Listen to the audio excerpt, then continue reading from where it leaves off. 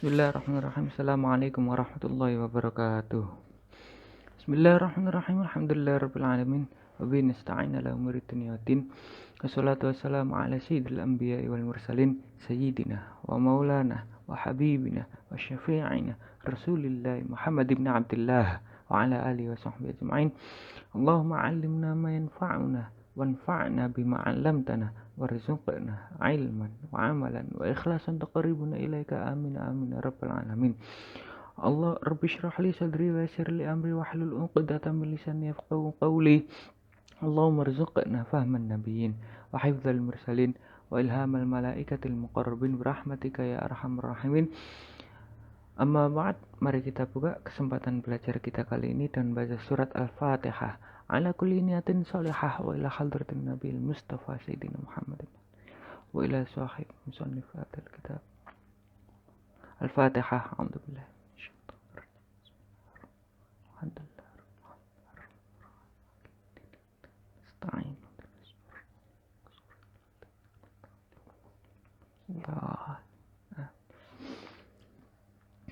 Langsung aja kita baca hadisnya. Kita baca cuma satu hadis aja ya. Hadis yang ke 66 kalau di kitab saya. Nggak tahu di kitab kalian hadis nomor berapa itu.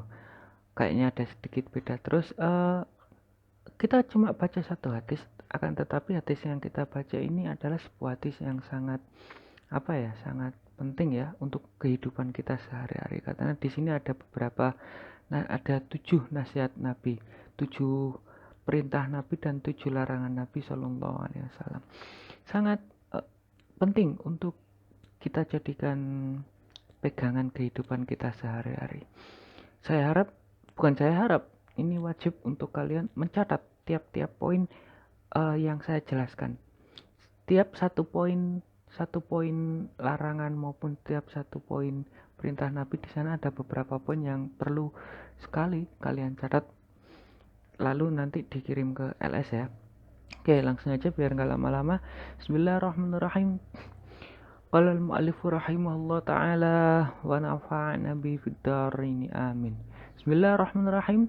Anil Barra, diriwayatkan dari Barra ibn Azib qala, beliau berkata, amarana nabiyyu, Nabi menyuruh kita sallallahu alaihi wasallam bisab'ain, menyuruh kita bisab'ain melakukan 7 hal. Bisab'ain melakukan 7 hal. Wanahana, dan melarang kita an sab'ain dari 7 hal. Menyuruh kita melakukan 7 hal dan melarang kita 7 hal. Amarona bittiba'il janaiz, amarona menyuruh kita, Nabi menyuruh kita bittiba'il janaiz, dengan menyuruh kita untuk mengikuti jenazah. Mengikuti jenazah maksudnya untuk setelah disolati itu kan kita menguburkan juga. Nah, kita disuruh oleh Nabi untuk mengikuti jenazah, ikut menguburkan jenazah. Ini bagi yang laki-laki ya, ini yang bagi laki-laki. Nah, poin pertama, satu poin untuk yang perintah Nabi yang ini adalah ittibaul janaiz atau mengantarkan jenazah. Itu kalau menurut Imam Syafi'i, mazhab Syafi'i, itu ketika kita ikut mengantarkan jenazah, kita berjalan di depan mayit, di depannya mayit itu lebih utama. Di dalam mazhab Syafi'i, berjalan mengantarkan mayit ke kuburan, itu berjalan di depannya mayit itu lebih utama, lebih afdal. Ini dalam mazhab Syafi'i. Kalau di mazhab Hanafiyah, berjalan di belakang mayit ini lebih utama. Kalau Syafi'i di depan, kalau Imam Hanafi di belakang. Nah, adapun kalau dalam mazhab Maliki itu ada 3 qaul. Ada yang mengatakan di depan, ada yang mengatakan di belakang. Akan tetapi yang menjadi muktamad di dalam mazhab Maliki, yang menjadi pegangan di dalam mazhab Maliki itu ditafsil atau lebih diperinci. Kalau berjalan itu lebih utama di depan. Akan tetapi kalau kita mengantarkan jenazah menggunakan kendaraan, itu di belakang lebih afdal. Itu ya, keterangan poin yang pertama yang perlu kalian catat. Yang kedua, wa'iyadatul maridhi, dan perintah yang kedua wa'iyadatul maridhi, dan Nabi menyuruh kita untuk wa'iyadatul maridhi, dan menyuruh untuk mengunjungi orang yang sakit. Wa'iyadatul maridhi, dan mengunjungi orang sakit. Ini yang pertama, poin pertama, fadilah dari mengunjungi orang yang sakit itu, kata Rasulullah di hadis lain, barang siapa yang seorang muslim ketika mengunjungi orang yang sakit, itu ketika sedang mengunjungi orang yang sakit itu seakan-akan berada di taman surga selama dia mengunjungi orang yang sakit tersebut. Maksudnya perbuatannya itu bisa mengantarkan ke surga. Poin yang pertama fadilahnya. Poin yang kedua, ini cerita ya, bukan, nggak perlu dicatat, cerita. Bahkan Nabi dulu itu punya pelayan orang Yahudi. Nah, ketika pelayan Yahudi ini sakit, Nabi mengunjungi pelayan tersebut. Lah, ketika mengunjungi orang Yahudi, pelayan Yahudi ini, kata Nabi disuruh untuk syahadat, disuruh Nabi untuk masuk Islam. Akhirnya pelayan Nabi yang Yahudi ini bingung pengen ikut Nabi tapi di sana ada ayahnya. Nah, akhirnya ayahnya ikuti perintah yang disuruh Rasulullah. Akhirnya pelayan Yahudi ini masuk Islam. Ketika Nabi mau pulang mengunjungi, ketika pulang dari mengunjungi pelayan Yahudi ini, Nabi keluar rumah sambil membaca alhamdulillah, satu orang telah terbebaskan dari api neraka, nggak masuk neraka selamanya. Karena dengan masuk Islam otomatis masuk nerakanya ini nggak selamanya, tapi temporer aja sesuai dengan dosanya. Kalau orang kafir itu kan masuk neraka selamanya. Poin yang perlu dicatat adalah penjelasan siapa aja sih yang dikunjungi itu dan siapa saja yang tidak boleh dikunjungi. Nah, di sini di dalam kitab penjelasnya atau kitab syarahnya dijelaskan bahwasanya tidak dianjurkan mengunjungi orang yang sakit kalau orang yang sakit tersebut adalah yang pertama ahlu bid'ah, orang yang suka membuat bid'ah dalam agama. Yang kedua adalah orang yang fajir, orang yang ahli maksiat. Orang yang ahli maksiat tidak dianjurkan untuk mengunjunginya. Yang ketiga adalah orang yang orang yang suka preman yang suka narik biaya. Ketika orang mau jualan ke pasar, bawa rombongnya mau masuk pasar, ternyata ditarik sama premannya. Itu ketika dia preman ini sakit, atau ketika orang yang fajir ini sakit, atau ahli bid'ah ini sakit, tidak dianjurkan untuk mengunjunginya, kecuali kalau orang tersebut adalah saudara, kecuali kalau orang tersebut adalah tetangga, atau kalau orang ini masih masih diharapkan taubatnya. Nah, ketika itu boleh untuk dikunjungi. Tidak dianjurkan, ketiga orang tersebut tidak dianjurkan untuk dikunjungi kecuali kalau dia adalah tetangga ataupun saudara ataupun masih diharapkan untuk bertaubat. Ini poin yang kedua. Poin yang ketiga adalah tata cara untuk mengunjungi orang yang sakit. Nah, ketika ada orang yang sakit, kita di dalam syarah ini dijelaskan bahwasanya kita mengunjunginya itu jangan tiap hari, tapi diselang-selang.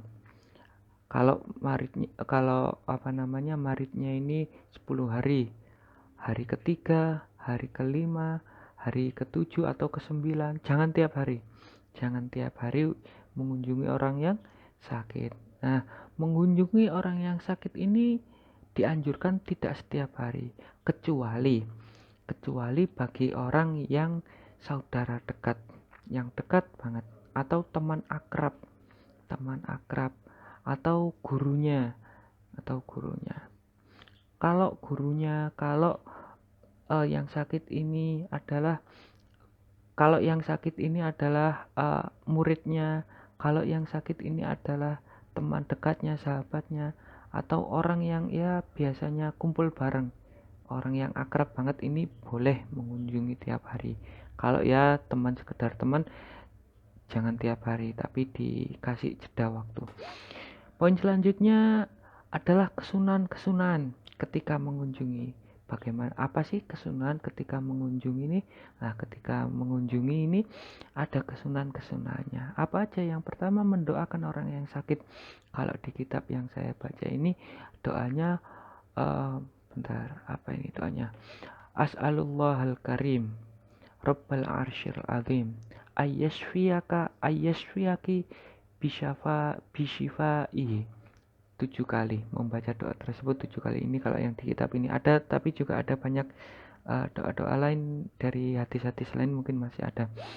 Yang pertama, mendoakan kesunahan, ketika mengunjungi, mendoakan orang yang sakit. Yang kedua, yang kedua mungkin lebih penting ya. Yang kedua, kesunahan yang kedua itu jangan lama-lama ketika mengunjungi orang yang sakit. Jangan lama-lama mengunjungi orang yang sakit, karena yang pertama, agar orang tersebut bisa istirahat. Orang yang sakit biasanya butuh istirahat. Yang kedua, biar nggak bosen, karena terlalu lama. Masa mengunjungi dari pagi sampai malam, sampai nginep-nginep. Nah, kalau nggak akrab, kalau nggak keluarganya loh ya, kalau nggak keluarganya, hanya sekedar mengunjungi. Itu beberapa poin untuk yang iyadatul marid, mengunjungi orang yang sakit. Lanjut baca kitabnya. Wa ijabatid da'i, dan menyuruh kita untuk ijabatid da'i, apa itu? Undangan. Kalau menghadiri undangan. Nah, menghadiri undangan atau menghadiri orang yang mengajak kita kalau ada acara. Nah, satu poin yang bisa saya sampaikan di sini adalah walimatul urus. Di dalam mazhab Syafi'i itu wajib untuk mengunjunginya, untuk dihadiri. Kita nih diundang sama teman kita untuk dia pernikahan, undangan pernikahan teman kita diundang, kita wajib untuk menghadirinya. Ini di dalam mazhab Syafi'i, wajib untuk mengunjungi walimatul urus ya, pernikahan. Lanjut baca kitabnya. Dan menyuruh kita untuk wanasril madzlumi, dan menolong orang yang dizalimi. Nah, menolong orang yang dizalimi ini baik kita menolong secara perkataan maupun perbuatan, baik yang dizalimi adalah orang muslim maupun orang kafir, kita disuruh Nabi untuk menolong.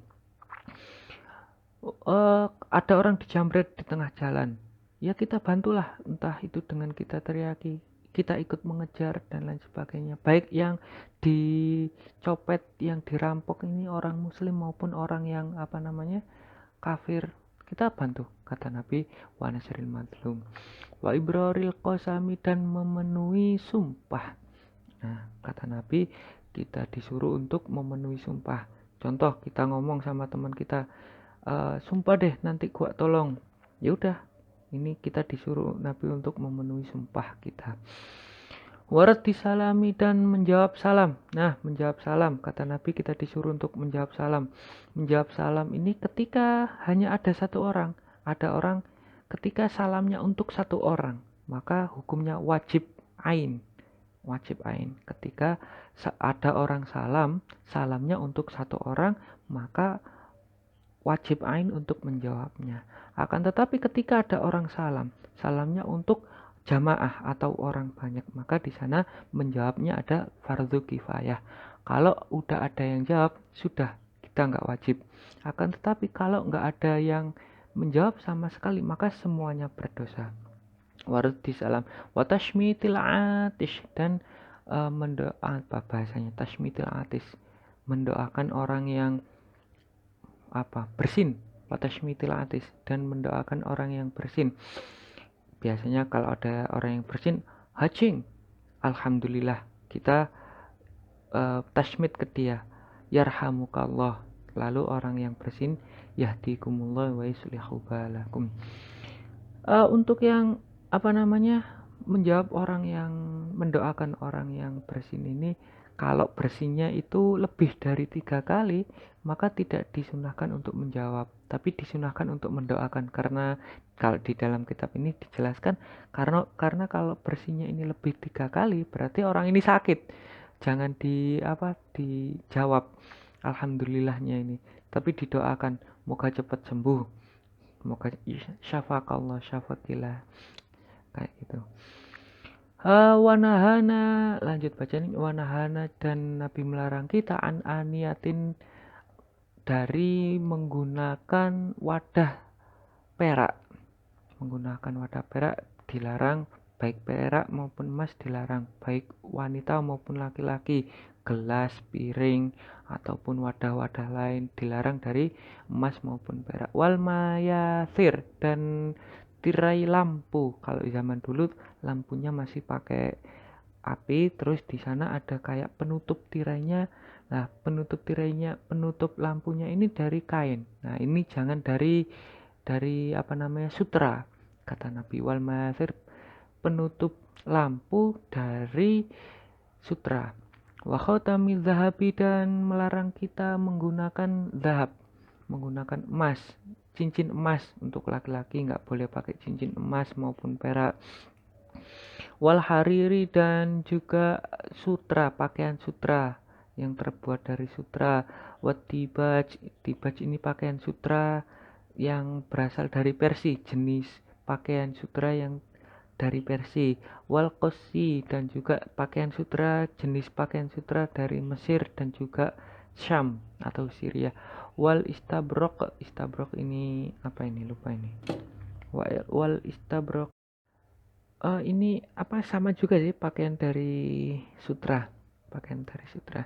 Ya mungkin itu aja untuk materi kita kali ini, nggak lama-lama. Sekian dari saya, wallahul muwaffiq ila aqwamit thoriq. Wassalamualaikum warahmatullahi wabarakatuh.